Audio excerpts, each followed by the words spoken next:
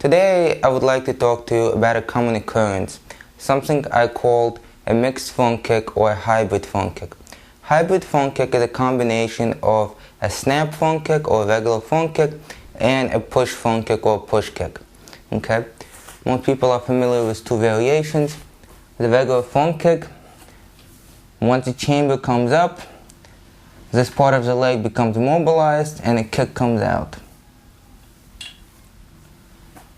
The push phone kick, the chamber comes up a little bit higher and there's a push from the hip and from the knee. So the chamber comes up a little bit higher, push from the hip and from the knee. Okay? So in most martial arts schools, both kicks are taught.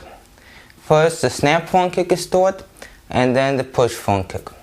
Usually they both perform with the rear leg, sometimes with the front leg.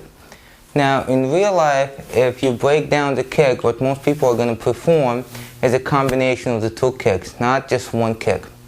Okay? So I'm going to demonstrate it on the target here to show you what I mean. What most people would do when actually hitting a target, they would bring up a chamber, throw a kick as a snap kick, and then when it's next to the target, they would push forward.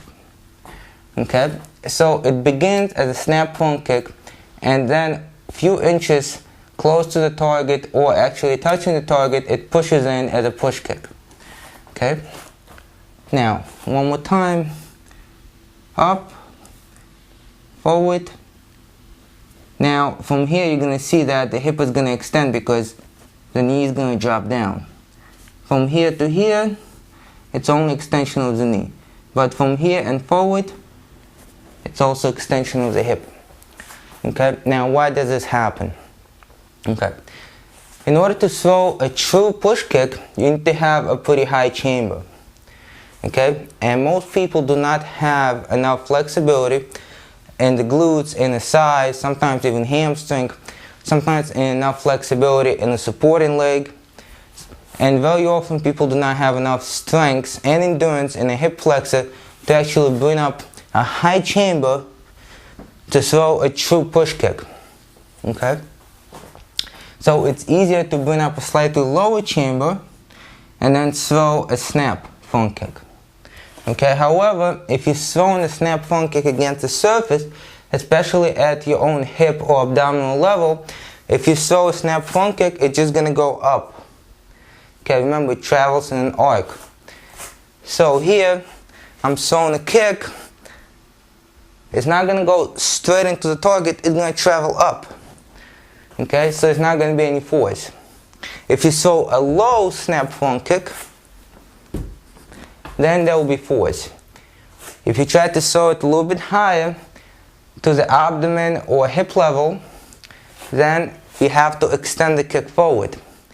Now, once again, it's very difficult to bring up a high chamber and then push. So most people bring up a little bit lower chamber, extend, and then push forward. Okay, so through the target, I have paper here, it looks like this. Up, out, just from the knee, and then boom, push forward. So it's really about half a foot or so over the push. Okay, now, is this good, bad, different? Well, it's a useful adaptation. Okay, it's a useful adaptation to the movement. You do not have to lift a high chamber at the same time. You get the power of the push kick, and once the kick pushes, the hip flexor no longer has to stabilize, because the hip flexor will have to stabilize a pretty high kick. Right? The hip flexor no longer has to stabilize. That's one. And two, you do not have to have the flexibility of the hamstring, because to extend the kick here doesn't take as much flexibility as to extend the kick there. Okay, so less flexibility is required, less hip flexor strength is required.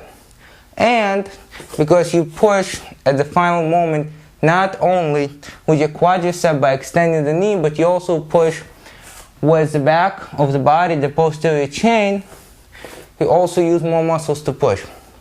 There's a couple of drawbacks.